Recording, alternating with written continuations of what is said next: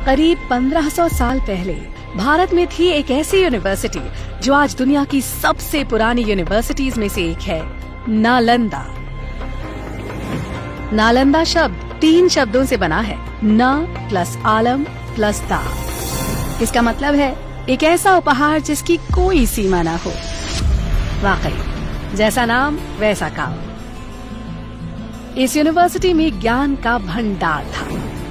यहाँ सिर्फ धार्मिक ग्रंथ ही नहीं बल्कि लिटरेचर, थियोलॉजी, लॉजिक, मेडिसिन और फिलॉसफी जैसे कई सब्जेक्ट्स पढ़ाए जाते थे। और तो और हर सब्जेक्ट का भरपूर ज्ञान देने के लिए बनाई गई थी 9 मंजिला लाइब्रेरी, जिसमें 1 लाख 2 लाख नहीं 90 लाख से भी ज्यादा बुक्स और मैन्युस्क्रिप्ट्स थी। ये यूनिवर्सिटी 700 साल तक दुनिया को सीख देती रही, लेकिन नालंदा ने कई बार हमलों की मार को भी झेला।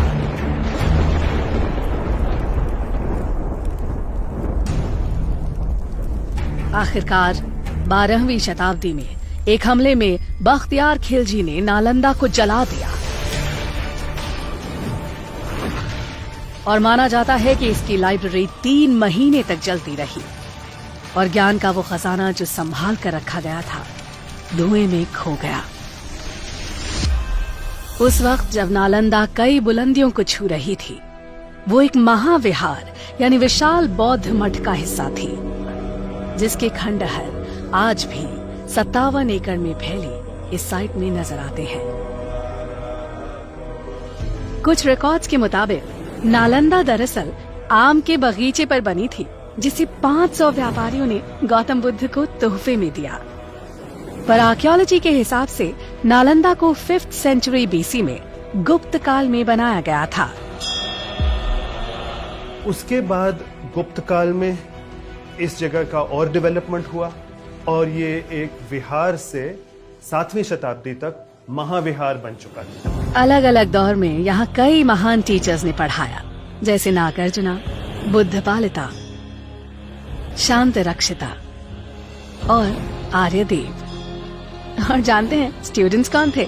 चाइनीज ट्रैवलर ह्यूंग सांग जैसे कई लोग जो दुनिया भर से यहाँ खींचे चले आते थे।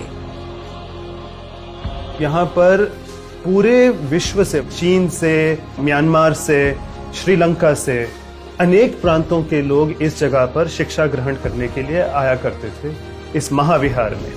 लेकिन इस सब के बावजूद नालंदा वक्त की मार को नहीं झेल पाई। इसीलिए डॉक्टर अब्दुल कलाम की पहल से नालंदा ने एक मॉडर्न इंटरनेशनल यूनिवर्सिटी के रूप में फिर से जन्म लिया। नालंदा जैसी यूनिवर्सिटी इस बात का सबूत है कि भारत का ज्ञान सदियों से दुनिया को रोशन कर रहा है। हम उम्मीद करते हैं कि वक्त एक बार फिर करवट लेगा और बेहतरीन एजुकेशन की तलाश करता हर इंसान कहेगा, it happens only in India.